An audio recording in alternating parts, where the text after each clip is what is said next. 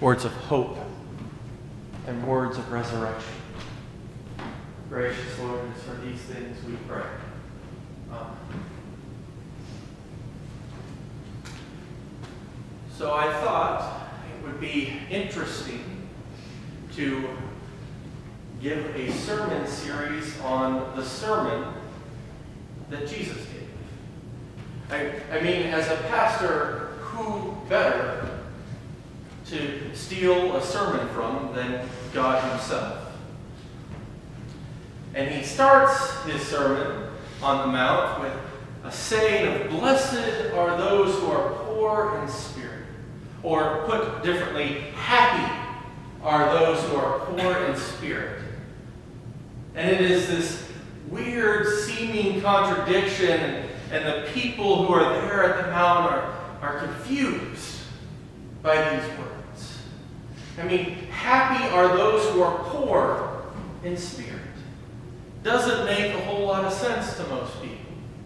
Most people think about happiness being those who are rich, those who have everything that they could ever ask for, those who want for nothing.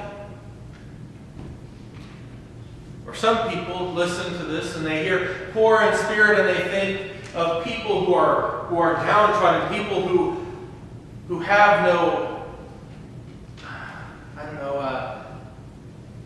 trying to think of the word, gumption, no drive, no ambition.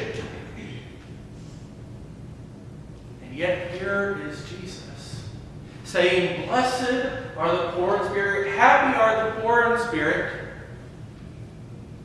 for theirs is the kingdom of heaven."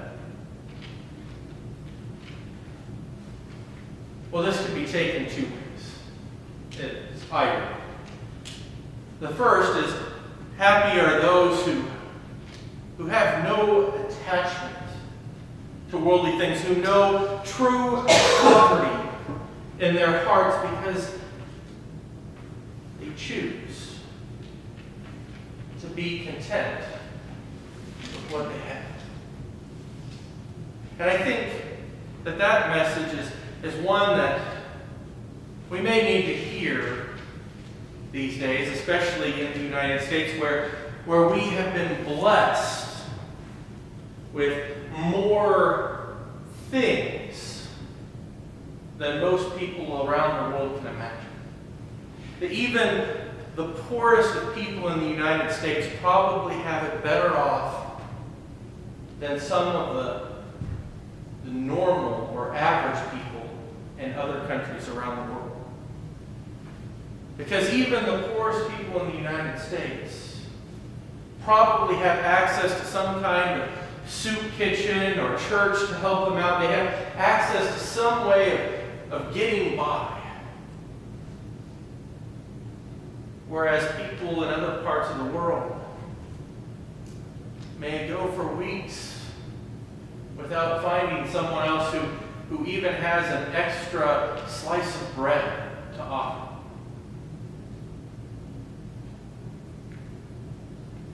So what would it mean to be a people that are blessed by poverty in a country that really doesn't know poverty?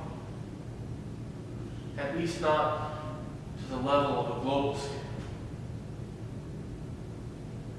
And I thought about how can we be a people that find a way of being poor in spirit, in the sense of seeking out this idea of poverty, this unattachment to things. What would that mean? Because I, for one, am attached to things. I love my electronics and my electricity and all of the entertainment things that there are. I'm guilty of being someone who, even today, is looking forward to certain TV shows that will be coming on tonight and seasons and watching the things that I enjoy to watch. I am someone who enjoys trying out different types of food, not just any food, but experiencing a wide variety of world cultures and dishes. And that is something that poverty and someone who is poor wouldn't have the opportunity to do and experience. But would I be willing to give all that up for heaven? Would I be willing to be blessed and happy? Could I be happy if I didn't have those options? And I think that it's possible. I think that as someone who has gradually gotten more accustomed to not being in the center of a city where I had access to anything and everything whenever I wanted it, I have still found ways of finding happiness outside of all of those things. And I still find ways of going and having them, even if it takes a little bit longer to get there.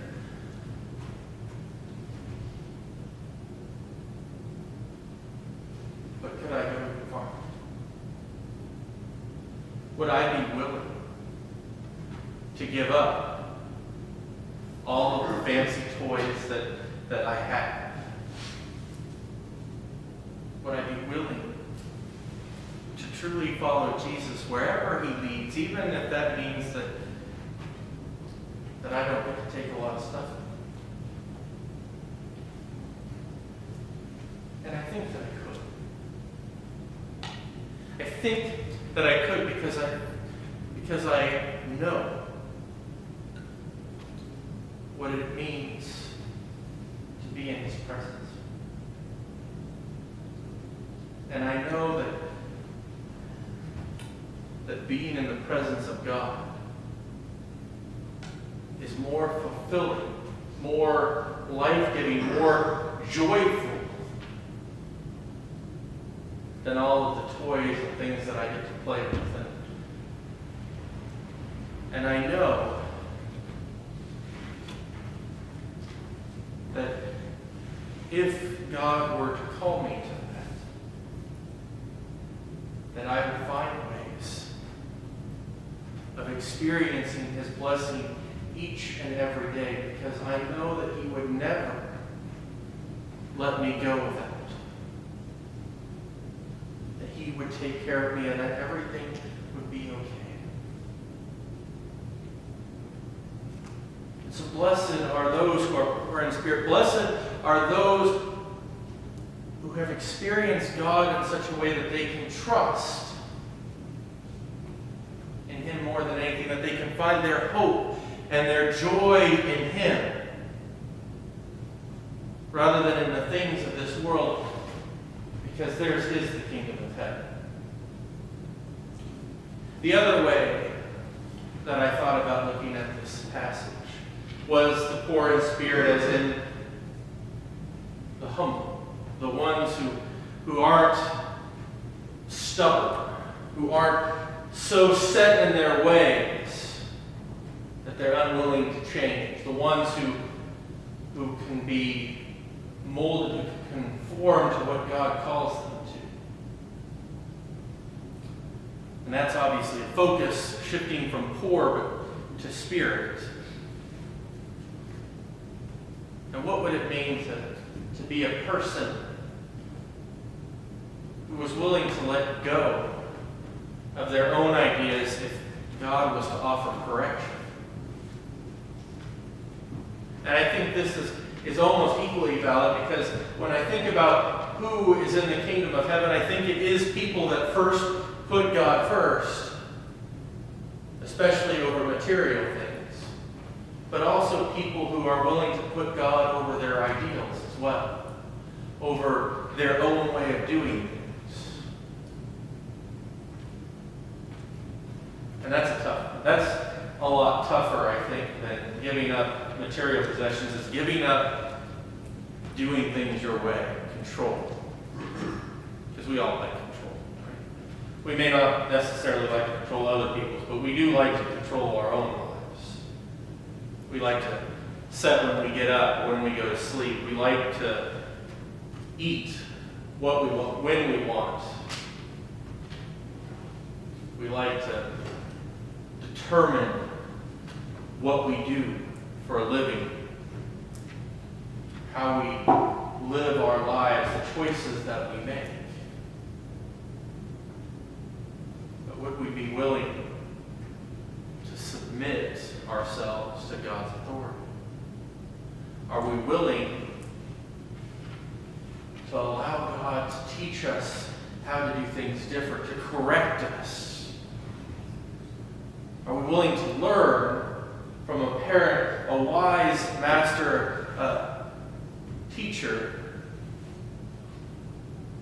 Or do we all still kind of have that stubborn teenage rebellious streak that says that we're going to do it our way and we'll learn from our mistakes?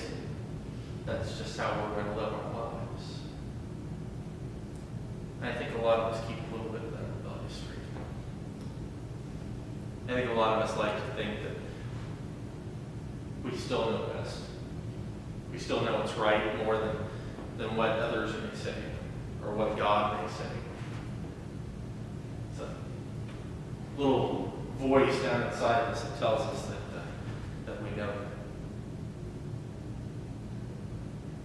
But can we let go of that voice? Can we allow God to change us? Because if we can, I think that blessed are we. Because if we can allow God to change us, then ours is the kingdom of heaven. You see, these two things aren't so different from each other.